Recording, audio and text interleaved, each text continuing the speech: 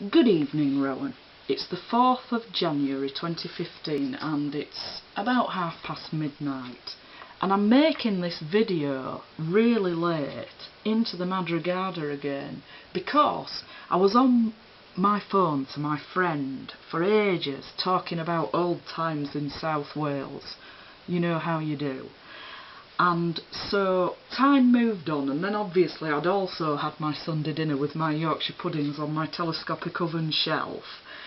So I haven't had time really to be making videos today. But I thought I'd better get on with it and do it this evening, just in case you were going to be sitting there and worrying that I might have been seducing some priests over the weekend. I mean, particularly after your article in the New Statesman. I can see it's been on your mind. Anyway, don't worry about that. I shall be coming on to that later on. Not this evening, but I'm going to finish off this evening your lecture about Christmas, your bizarre lecture about Christmas that you gave at St Paul's Cathedral on the 8th of December 2015. And so, this is the question and answer session, and somebody asked the question, is it more important to be loving or to be right as a church? Now, the first thing I'd like to say about that is there isn't actually a contradiction between being loving and being right. Although I recognise that that's not your statement, you're responding to this statement. So I'm going now to go on to your response to it. Because we are always on the back foot, faced with the love and righteousness of God, it seems to me that our first duty is honesty about our failure. Well, okay, that's great, Rowan. So when are you going to start being honest? Because I'm not sure if you realise it. In fact, I'm pretty sure that you don't. That in order to be honest, you have to act in an honest way. Perhaps you could look up honesty, because I just can't be bothered to explain it. But look it up in a dictionary and see what it means. And then you need to behave in that way in order to be honest, which involves telling the truth, which you're not very good at. But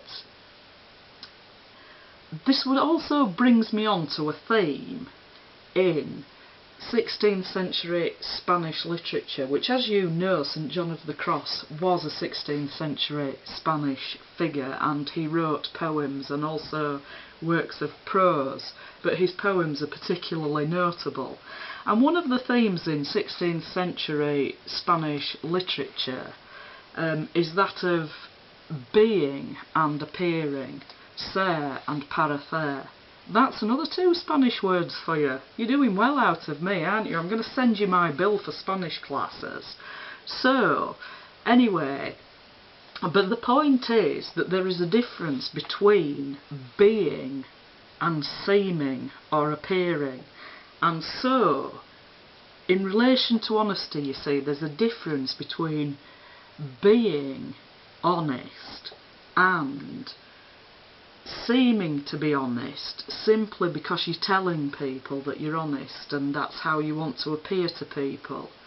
So being honest and seeming honest are different things, and being honest and saying that you're honest are also different things. Now, it's true that honest people can say that they're honest, and that would be a true statement. But if you say or imply that you're honest, that isn't a true statement, is it? Because we all know that you're not honest. So, in order to be honest, rather than say that you're honest or try and appear to be honest, then you need to start telling the truth. You can look that up if you don't believe me. Look up honesty in any good dictionary. You can look up ser and parecer as well if you know how to spell them. Perhaps you could ask someone who actually knows Spanish. They might be able to help you. So you say, it seems to me our first duty is honesty about our failure. Our second duty, inseparable from it, is generosity to ourselves, as well as to those who've offended us and are alienated from us. So you've done the same thing again, haven't you, Rowan? That I say that you always do. And you do always do it. Inseparable from it is generosity to ourselves as well as to those who've offended us. And you do emphasise offended us, and then you kind of dismiss, say in a dismissive way, and play it down, and are alienated from us. So you can't quite bring yourself to say that you've offended anybody, can you? You've never offended anybody, have you? I wonder why all those people were committing suicide around you then. Do you think I might have been offended that you were telling all those lies about me behind my back, and that you keep threatening to murder me, and you had sleazy perverts trying to screw me, and that you tried to get your leg over? Do you think that might have offended me? Are you bothered about that at all? You're not, are you, because you're a psychopath? But let me tell you, Rowan, I'm offended, and you have offended me.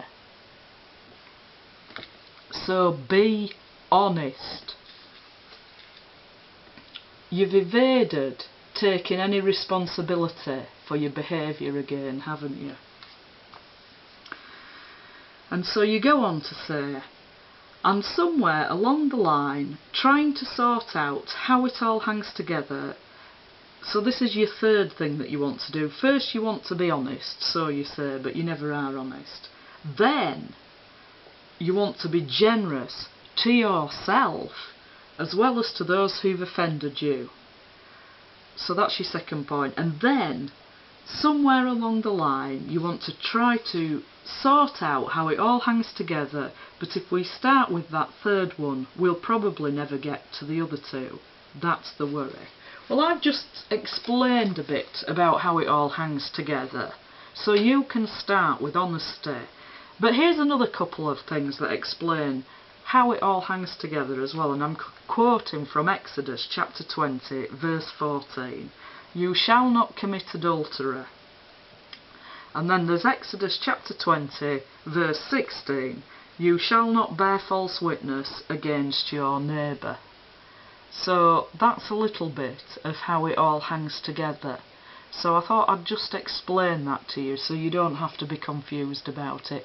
I have mentioned it before, but you just don't seem able to take it in. Have you got a brain disease or something? Anyway, I'll leave that there, and I'll come on to the rest of it in a minute.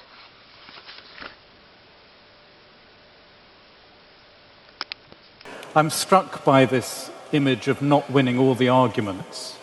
Marilyn Robinson, in her novel, which many people here will know, Gilead, says nothing true will ever be said about God from a defensive posture. Do you think it's more important for us all to be working for a church that's more concerned to be loving than to be right? I think Marilyn Robinson is one of the very greatest Christian writers and writers we've got at the moment. I think she's full of the most extraordinary insight.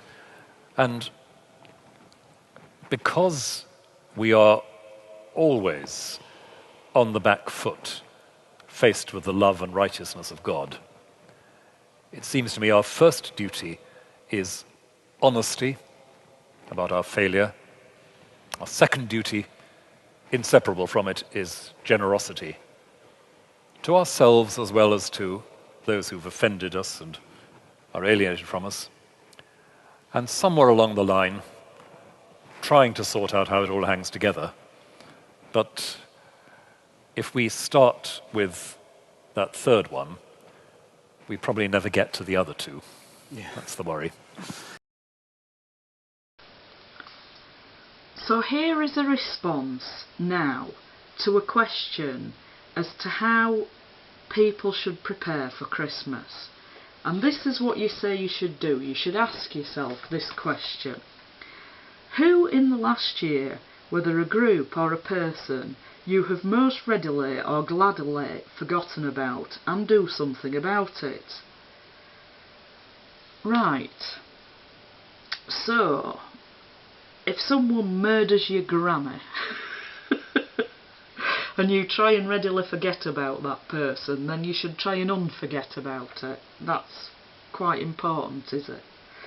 So this is the important thing to do in preparation for Christmas, that you should ask who in the last year, whether a group or a person, you have most readily or gladly forgotten about, and do something about it.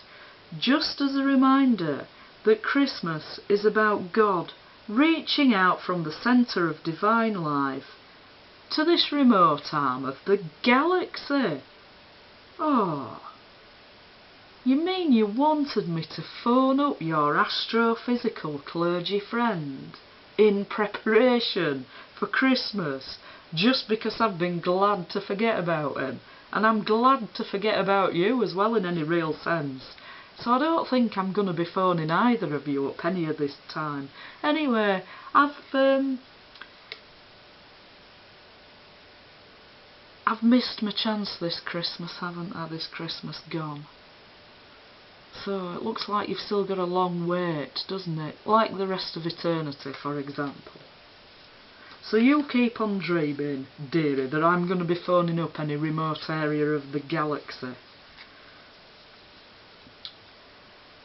This forgotten corner of the universe, you go on to say, that Christmas is about God reaching out from the centre of divine life to this remote arm of the galaxy, this forgotten corner of the universe.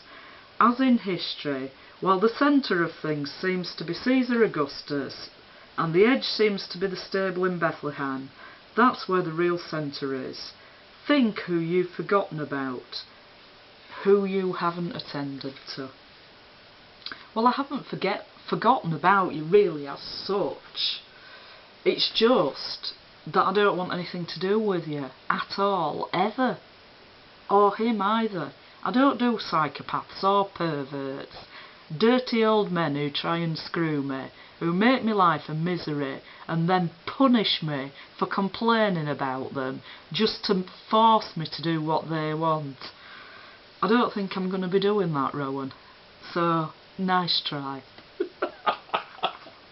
Anyway, that's the end of my comments, but I am going to put a bit more of the video together at the end, because there are some particularly funny parts to it that I liked, so there's just going to be a little compilation. So I hope you enjoy that. And don't forget,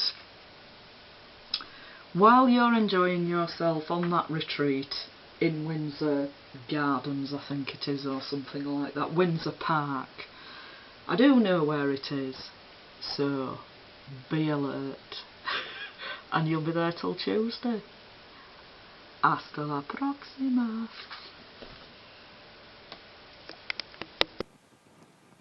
Ask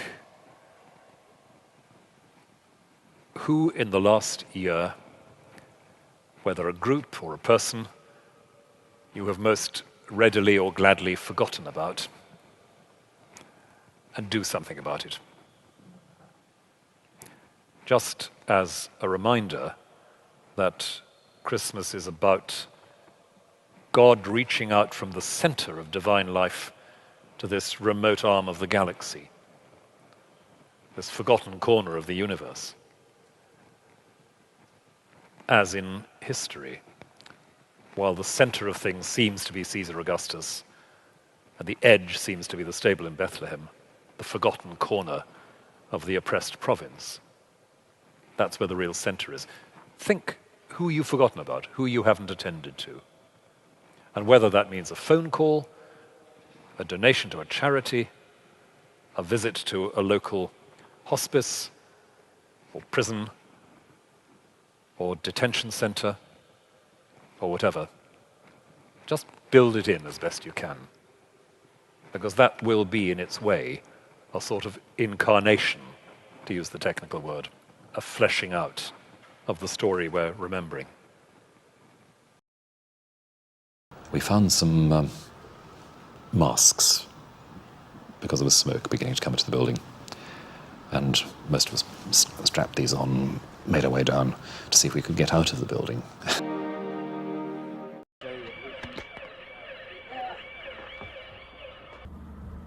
I'm struck that I think around 1450, it was forbidden in this part of London to wear masks during Christmas because people used them as an excuse to mug people in the dark on the way back from parties.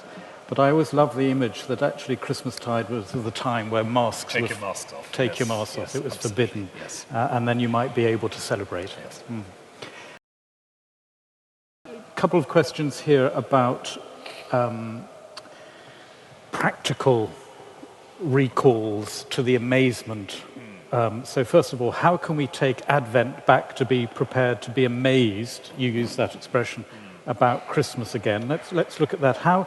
What can we do to re-amaze, first of all, us, and then other people who will be coming into our celebrations? The reading of the prophets. Everyone who's got a Bible could do that. Reading a bit of Isaiah, day by day, starting with Isaiah 40, the beginning of Handel's Messiah, comfort my people. I think that just puts the whole thing in the context of expectation. Maybe we should, as a church, say to people, look, this is a time when you can actually read the prophets again, read what it was like to be looking forward, and provide a simple Advent series of readings of the prophets that people could use and reflect on.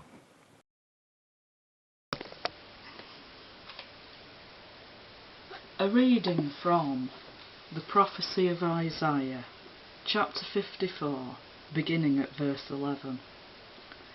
O afflicted one, storm-tossed and not comforted, I am about to set your stones in antimony, and lay your foundations with sapphires. I will make your pinnacles of rubies, your gates of jewels, and all your wall of precious stones. All your children shall be taught by the Lord, and great shall be the prosperity of your children.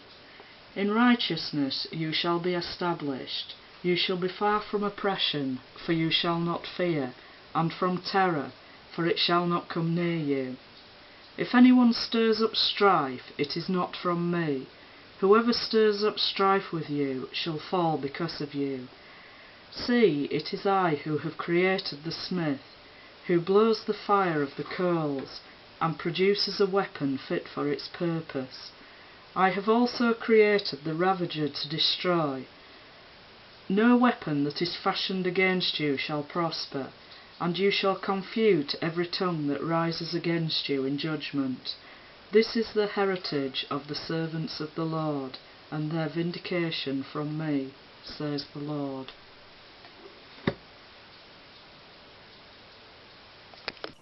It's difficult though, isn't it, if you're just trying to do a service at Christmas with a lot of people who don't have those old stories in their cupboard, in their mental cupboard, when they hear the word virgin being emphasized, they think, oh, church's got to hang up about sex. Yep, that's right, yes.